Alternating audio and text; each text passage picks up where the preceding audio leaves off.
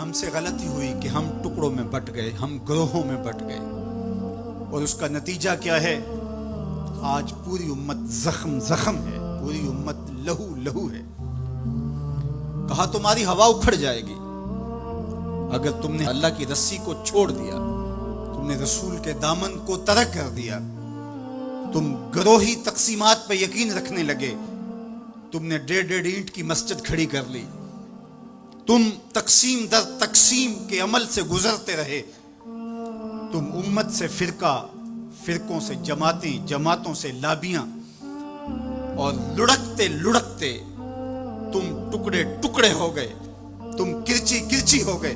وَكَذَلِكَ جَعَلْنَاكُمْ أُمَّةً، ہم نے تو امت بنایا تھا تمہیں، تم نے اپنے آپ کو بانٹ لیا، تم ایک دوسرے کا گریبان نوچنے لگے، تم ایک دوسرے کے جبے پھاڑنے لگے، تم ایک دوسرے کے لیے نفرتوں کے بیج بونے لگے، تمہاری زبانیں انگارے اگلنے لگی، تم منبر و محراب کے تقدس کو پامال کرنے لگے، تم خواہشات کے غلام بن گئے، تم آرزوؤں کے نوکر بن گئے، تم اپنے نفس کی غلامی میں آ گئے۔ تم تو غلام تھے آمنہ کے لال کے، تم نے کب سے نفس کی غلامی اختیار کر لی، تم کب سے خواہش کے نوکر بن گئے، تم کب سے نفس کے بندے بن گئے۔ تم نے امت بننا ہے، تم نے رسول اللہ کا غلام بننا ہے۔ تمہارا لب و لہجہ بتائے ہم حضور کی امتی ہیں، تمہارا طرز زندگی بتائے تم حضور کی امتی ہو۔ تم ترازو پہ کچھ تول رہے ہو تو لوگ دوسری طرف بھی منہ کر کے کھڑے ہو جائیں، یہ غلط نہیں تول سکتا، یہ امت رسول ہے۔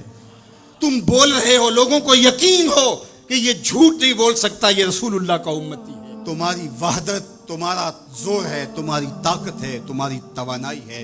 تو فرمایا وَكَذَلِكَ جَعَلْنَاكُمْ أُمَّةً، ہم نے تو امت بنایا تھا تمہیں۔ جب بغداد میں حضور کی امت خانمہ برباد نظر آتی ہے، جب برما میں آری لے کر کے اعضاء کاٹ دیے جاتے ہیں، دشت لیلہ سے لے کے کندھار تک، غزہ سے لے کے کشمیر تک لاشیں ہی لاشیں بکھری ہوئی نظر آتی ہیں، بستی بستی، کریا کریا، صحرا صحرا خون، امت والے، امت کا ہے کتنا سستا خون۔ شام، قدس، کشمیر اور برما، کس کس کا احوال کہوں، ہر سو زخمی، ہر سو لاشیں، ہر سو بہتا خون۔ امت والے، امت کا ہے کتنا سستا خون۔ آج امت لہو لہو ہے، اس پوری کائنات میں 1 انچ بھی جگہ ایسی نہیں ہے جہاں آتش و آہن برستا ہو اور وہ کفار کی سرزمین ہو۔ جہاں بھی خون بہتا ہے وہ بستی مسلمانوں کی ہے، جہاں لاشیں گرتے ہیں وہ گھر مسلمانوں کا ہے، جہاں عصمتیں لٹتی ہیں وہ خطہ مسلمانوں کا ہے۔ یہ ہمارے گناہوں کی سزا ہے جو ہم کاٹنے پہ مجبور ہیں، اور جب تک ہم امت نہیں بنتے تب تک رسوائیاں ہمارا مقدر ہوں گی۔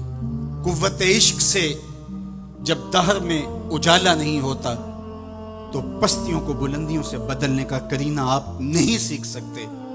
نام محمد کو تھام کر کے، امت کی وحدت کے تصور کو اجاگر کر کے، حضور کا پاکیزہ وجود جو امت کی وحدت کا ضامن ہے، اس سے بے لوث محبت کا رشتہ اور الفت کا ربط جب تک مضبوط نہیں ہوتا تب تک ہم ان مشکلات سے کبھی بھی نہیں نکل سکتے۔ تقدیر کا قاضی تمہاری سزائیں معاف کر دے گا، اور پھر نتیجہ تمہارے سامنے اس صورت میں نمودار ہوگا کہ تم بحر و بر کے مالک ٹھہرو گے، اور کائنات کے اندر حضور کے ساتھ وفا کے رشتے کے نتیجے کے اندر لوح بھی تمہارے ہاتھ میں ہوگا، قلم بھی تمہارا ہی مقدر ہوگا۔ لیکن شرط یہ ہے کہ تم صحیح معنی کے اندر امت بن جاؤ۔ وَأَنْتُمُ الْأَعْلَوْنَ إِن كُنتُم مُؤْمِنِينَ، یہ میرے رب کا وعدہ ہے، اور میرے رب کے وعدے سچے ہوتے ہیں۔ کہا تم ان کے بن کے تو دیکھو، عزت کا تاج میں تمہارے سر پہ رکھوں گا۔